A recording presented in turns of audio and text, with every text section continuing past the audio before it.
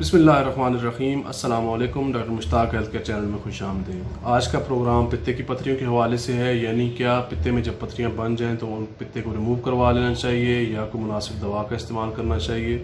नाजरीन, इससे पहले मैं आपको बता दूं कि पित्ते की पत्थरियां और गुर्दे की पत्थरियां, इनमें क्या कंपैरिजन है। पित्ते में पाई जाने वाली पत्थरियां असल में पत्थरियां नहीं होती हैं।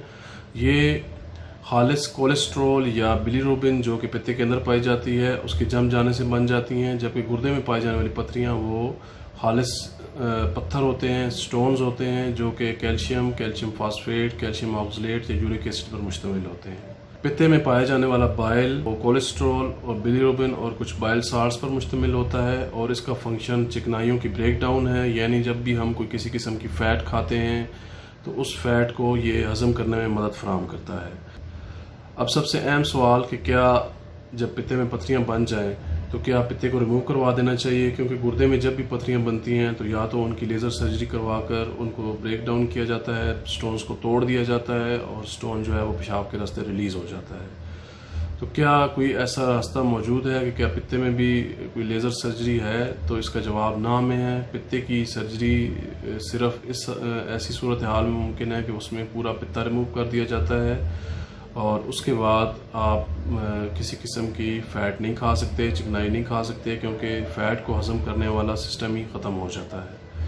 नाज़रीन, इस बात को आप अपने जहन में बिठा लें कि पित्ते में जो मौजूद पत्थरियां होती हैं वो किसी किस्म के नुकसान का बायस नहीं होती हैं। वो नुकसान उसी सूरत में करेंगी जब वो बाइल डक्ट में आ जाएंगी और बाइल की सिक्रीशन में रुकावट पैदा करेंगी, क्योंकि जब भी बाइल की सिक्रीशन में रुकावट होगी तो नतीजे के तौर पर पित्ते पे प्रेशर पड़ेगा और पित्ते में मौजूद बाइल है उसमें इन्फेक्शन हो सकती है, और इन्फेक्शन और इन्फ्लेमेशन की वजह से पित्ते की दीवारें जो है उनमें गैंग्रीन हो सकती है और उनके फटने का ख़तरा पैदा हो जाता है।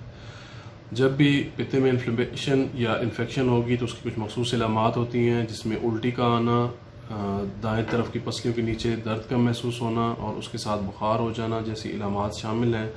अगर ऐसी इलामात बार बार हों तो ऐसी सूरत में पित्ते को रिमूव करवा देना चाहिए। लेकिन अगर इस तरह की इलामात नहीं हैं और कई सालों से पित्ते में पत्थरियां मौजूद हैं तो किसी किस्म की परेशानी की ज़रूरत नहीं है। ये आपको कोई नुकसान नहीं पहुंचाएंगे, क्योंकि आपका जो बाइल है वो तो प्रॉपर तौर पर रिलीज़ हो रहा है और आपकी चिकनाइयों को हज़म करने में मदद फराहम कर रहा है।